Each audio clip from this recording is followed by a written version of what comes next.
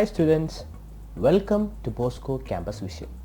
I am Clinton Clement, Assistant Professor, Department of Commerce, Don Bosco College, Kottayam. In this lecture, we will be discussing about the determinants of working capital.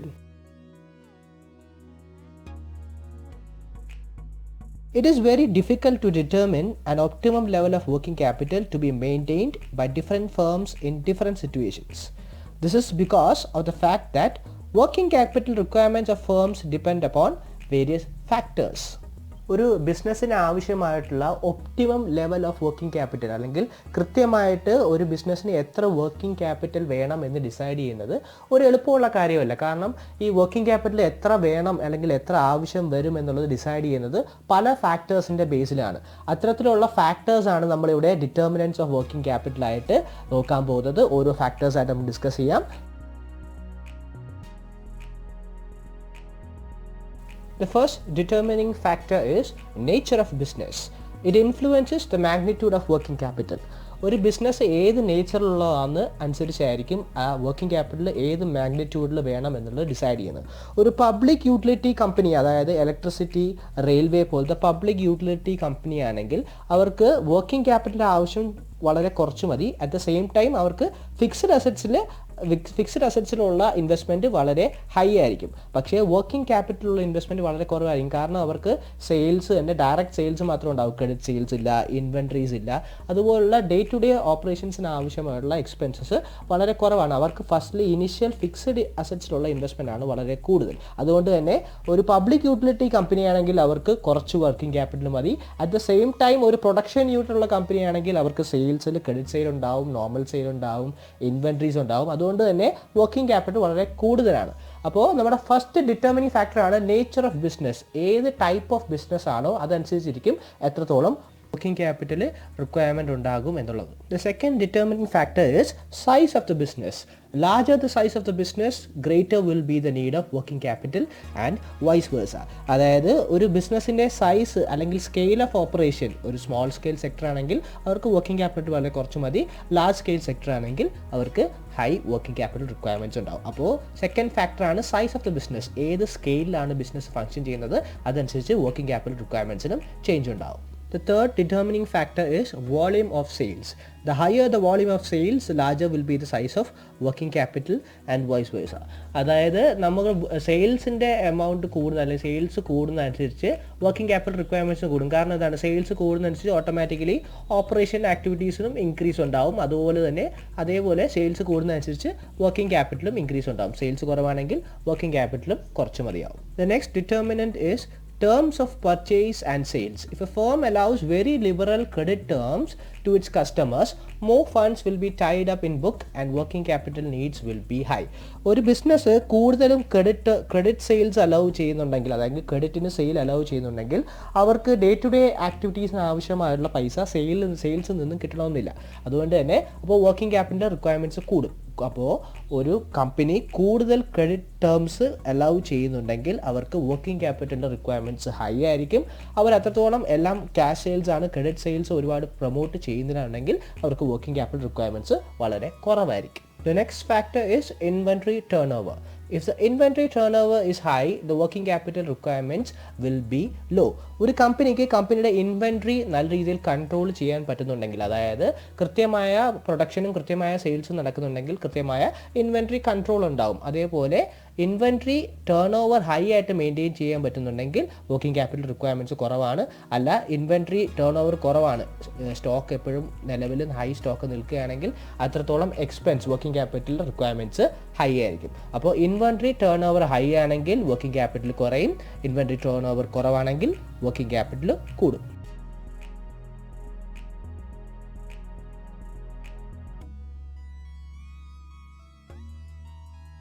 The next factor is receivables turnover.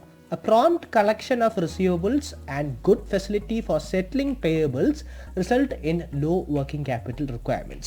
ഒരു ബിസിനസ്സിന് കിട്ടാനുള്ള പൈസ കൃത്യമായി collect ചെയ്യുന്ന ഒരു സിസ്റ്റവും കൊടുക്കാനുള്ള പൈസ കൃത്യമായി സെറ്റിൽ ചെയ്യുന്ന ഒരു സിസ്റ്റവും ഉണ്ടെങ്കിൽ ആ കമ്പനിക്ക് വർക്കിംഗ് ക്യാപിറ്റൽ റിക്വയർമെൻറ്റ്സ് കുറവായിരിക്കും എന്നുള്ളതാണ് പറയുന്നത്. അതായത് നമ്മുടെ കമ്പനിയുടെ കിട്ടാനുള്ളതും കൊടുക്കാനുള്ളതും കൃത്യമായി മെയിൻറ്റെയിൻ ചെയ്യുന്നുണ്ടെങ്കിൽ നമുക്ക് വർക്കിംഗ് ക്യാപിറ്റൽ റിക്വയർമെൻറ്റ്സ് കുറവായിരിക്കും. The next factor is production cycle. The longer the production cycle, the greater the working capital. ഒരു ബിസിനസ്സിൻ്റെ റോ മെറ്റീരിയൽസിനെ ഫിനിഷ്ഡ് ഗുഡ്സ് ആയിട്ട് കൺവേർട്ട് ചെയ്യാനുള്ള ടൈമിനെയാണ് നമ്മൾ പ്രൊഡക്ഷൻ സൈക്കിൾ എന്ന് പറയുക. അപ്പോൾ ഈ പ്രൊഡക്ഷൻ സൈക്കിളിൻ്റെ ടൈം കൂടുന്നതനുസരിച്ച് നമ്മുടെ എന്തും കൂടും, വർക്കിംഗ് ക്യാപിറ്റൽ റിക്വയർമെൻറ്റ്സും കൂടും. പ്രൊഡക്ഷൻ സൈക്കിളിൻ്റെ ടൈം കുറവാണെങ്കിൽ അത്രത്തോളം വർക്കിംഗ് ക്യാപിറ്റൽ റിക്വയർമെൻറ്റ്സും കുറഞ്ഞു നിൽക്കും. Another important factor is working capital cycle. The longer the period of cycle, the larger the requirement of working capital. അതായത് വർക്കിംഗ് ക്യാപിറ്റൽ സൈക്കിൾ എന്ന് പറഞ്ഞു കഴിഞ്ഞാൽ ഒരു നമ്മുടെ ബിസിനസ്സിന് ആവശ്യമായുള്ള റോ മെറ്റീരിയൽസ് പർച്ചേസ് ചെയ്തു, അതൊരു ഫിനിഷ്ഡ് ഗുഡ്സ് ആയി, അത് സെയിൽ ചെയ്ത് തിരിച്ച് നമ്മുടെ ക്യാഷ് എത്തുന്ന സമയം, അതിനെയാണ് നമ്മൾ വർക്കിംഗ് ക്യാപിറ്റൽ സൈക്കിൾ എന്ന് പറയുക. നമ്മളൊരു ഫസ്റ്റ് റോ മെറ്റീരിയൽ പർച്ചേസ് ചെയ്യാൻ എമൗണ്ട് ക്യാഷ് കൊടുക്കുന്നു, അത് പിന്നീട് ഫിനിഷ്ഡ് ഗുഡ്സ് ആയിട്ട് കൺവേർട്ട് ചെയ്ത് അത് സെയിൽ ചെയ്തതിന് ശേഷം തിരിച്ച് നമ്മുടെ കയ്യിൽ അത് ക്യാഷായിട്ട് തിരിച്ച് കയ്യിലെത്താനായിട്ട് നമുക്ക് എടുക്കുന്ന ടൈമിനെയാണ് വർക്കിംഗ് ക്യാപിറ്റൽ സൈക്കിൾ എന്ന് പറയുക. ഈ വർക്കിംഗ് ക്യാപിറ്റൽ സൈക്കിൾ കൂടും തോറും എന്ത് കൂടും, വർക്കിംഗ് ക്യാപിറ്റൽ റിക്വയർമെൻറ്റ്സ് കൂടും. വർക്കിംഗ് ക്യാപിറ്റൽ സൈക്കിൾ കുറവാണെങ്കിൽ അത്രത്തോളം വർക്കിംഗ് ക്യാപിറ്റൽ റിക്വയർമെൻറ്റ്സ് കുറഞ്ഞു നിൽക്കും. Next factor is business cycle. More working capital is required during the periods of prosperity and less during the period of depression. ഒരു business cycle എന്ന് പറയുന്നത് business പലവിധ സ്റ്റേജിലൂടെ കടന്നു പോകും. Depression period, prosperity period. Prosperity പീരീഡിലാണ് നമ്മൾ ഏറ്റവും കൂടുതൽ എക്സ്പാൻഷൻ ആക്ടിവിറ്റീസ് ചെയ്യുക.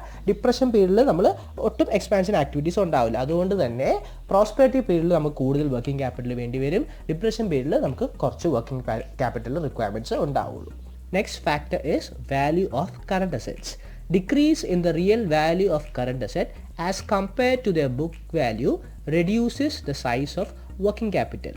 ഒരു ബിസിനസ്സിലുള്ള കറണ്ട് അസറ്റ്സിൻ്റെ വാല്യൂ അതിൻ്റെ ബുക്ക് വാല്യൂവിനെക്കാട്ടിൽ കുറയുകയാണെങ്കിൽ അത് എന്തിന് കാരണമാവും, വർക്കിംഗ് ക്യാപിറ്റലിൻ്റെ സൈസ് കുറയ്ക്കാനായിട്ട് കാരണമാവും.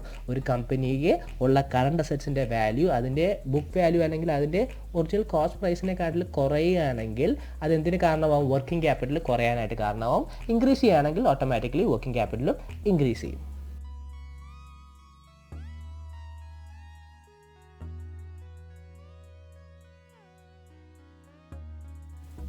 The next factor influencing the working capital is credit control.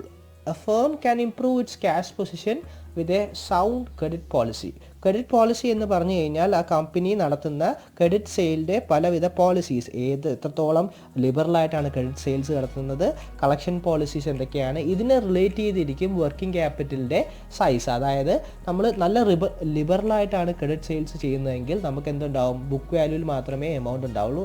Day to day ഓപ്പറേഷൻസിലുള്ള ക്യാഷ് അവൈലബിൾ ആയിരിക്കില്ല. അതുകൊണ്ട് തന്നെ വർക്കിംഗ് ക്യാപിറ്റൽ റിക്വയർമെൻറ്റ്സ് കൂടും. At the same time liberal അല്ല, കുറച്ച് സ്ട്രിക്റ്റ് ആയിട്ടാണ് ക്രെഡിറ്റ് ടേംസ് ഫോളോ ചെയ്യുന്നതെങ്കിൽ നമുക്ക് അത്രത്തോളം വർക്കിംഗ് ക്യാപിറ്റൽ റിക്വയർമെൻറ്റ്സ് കുറഞ്ഞിരിക്കും. The next factor is liquidity and profitability. If a firm gives more importance to liquidity, it is interested in maintaining a large amount of working capital. On the other hand, if firm is interested in profitability, employment of funds, it reduces size of its working capital. ഒരു firm കൂടുതലും liquidity, അതായത് cash position കൂടുതൽ ലിക്വിഡായിട്ട് hand over ചെയ്യാൻ അല്ലെങ്കിൽ handle ചെയ്യാൻ ആഗ്രഹിക്കുന്ന ഒരു കമ്പനിയാണെങ്കിൽ അവർക്ക് വർക്കിംഗ് ക്യാപിറ്റൽ വളരെ ഹൈ ആയിരിക്കും. അറ്റ് ദ സെയിം ടൈം ഫണ്ട്സിനെ എപ്പോഴും കൂടുതൽ പ്രോഫിറ്റബിൾ ആയിട്ടുള്ള സ്ഥലങ്ങളിൽ ഇൻവെസ്റ്റ് ചെയ്യാൻ താല്പര്യമുള്ള കമ്പനിയാണെങ്കിൽ അവർക്ക് വർക്കിംഗ് ക്യാപിറ്റൽ റിക്വയർമെൻറ്റ്സ് കുറവായിരിക്കും. അവർ കൂടുതലും ഫിക്സഡ് അസറ്റ്സ് അല്ലെങ്കിൽ ലോങ് ടേം ആയിട്ടുള്ള ഇൻവെസ്റ്റ്മെൻറ്റ്സ് ആയിരിക്കും അവർ കൂടുതൽ ചെയ്യുക. The next factor is inflation. As a result of inflation, there may be a better inflow of cash and consequently the working capital is increased. Inflation സമയത്ത് നമുക്ക് കൂടുതൽ cash inflows ഉണ്ടാവും. അതുകൊണ്ട് തന്നെ നമുക്ക് എന്ത് കൂടും, വർക്കിംഗ് ക്യാപിറ്റൽ റിക്വയർമെൻറ്റ്സ് ഹൈ ആയിരിക്കും. The next factor is seasonal fluctuations. The size of working capital is large during busy seasons than slack seasons. അതായത് ഒരു ബിസിനസ് നമുക്ക് സീസണൽ ആയിട്ടുള്ള ബിസിനസ് ആണെങ്കിൽ തിരക്കുള്ള സമയത്ത് നമുക്ക് കൂടുതൽ വർക്കിംഗ് ക്യാപിറ്റൽ വേണ്ടി വരും. ഓഫ് സീസൺ ഉള്ള സമയത്ത് നമുക്ക് കുറച്ച് വർക്കിംഗ് ക്യാപിറ്റൽ റിക്വയർമെൻറ്റ്സ് മാത്രമായിരിക്കും. അതുപോലെ തന്നെ നമ്മുടെ വർക്കിംഗ് ക്യാപിറ്റലിനെ ഡിറ്റർമിൻ ചെയ്യുന്ന ഒരു ഇമ്പോർട്ടൻറ്റ് ഫാക്ടറാണ് seasonal fluctuations. And finally, changes in technology. Technological changes which reduces manual labor may reduce working capital. while application of technology which increases production and sales may increase working capital. അപ്പോൾ നമ്മുടെ working capital റിക്വയർമെൻറ്റ്സിനെ effect ചെയ്യുന്ന ഒരു important ഫാക്ടറാണ് technological changes കാരണം നമ്മുടെ manual labour കുറയുകയാണെങ്കിൽ നമുക്കത് working capital beneficial ആയിട്ട് വരും, നമുക്ക് റിക്വയർമെൻറ്റ് വളരെ കുറവായിരിക്കും. പക്ഷേ അറ്റ് ദ സെയിം ടൈം നമ്മുടെ ടെക്നോളജിക്കൽ ചേഞ്ച് കൊണ്ട് നമ്മുടെ പ്രൊഡക്ഷനും സെയിൽസും ഇൻക്രീസ് ചെയ്യുകയാണെങ്കിൽ നമുക്കത് വർക്കിംഗ് ക്യാപിറ്റൽ റിക്വയർമെൻറ്റ്സ് കൂടാനായിട്ടും കാരണമായി തീരും.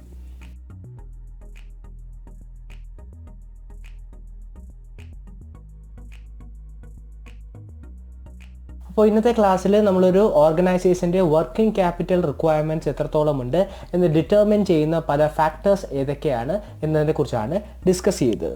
അപ്പോൾ ഓരോ ഫാക്ടേഴ്സിനെയും കുറിച്ച് നല്ല രീതിയിൽ മനസ്സിലായി എന്ന് വിശ്വസിക്കുന്നു. അപ്പോൾ ഇന്നത്തെ അസൈൻമെൻറ്റായി നിങ്ങൾക്ക് തന്നിരിക്കുന്ന question, what are the important factors which influence the working capital requirements of various business organisation. തുടർച്ചയായി 1-2 വട്ടം എസ്എ ക്വസ്റ്റ്യന് യൂണിവേഴ്സിറ്റിക്ക് ചോദിച്ച ഒരു ക്വസ്റ്റ്യനാണ്. അപ്പോൾ നല്ല രീതിയിൽ വായിച്ച് മനസ്സിലാക്കി ആൻസർ പ്രിപ്പയർ ചെയ്യുക. Thank you for listening. Have a nice day.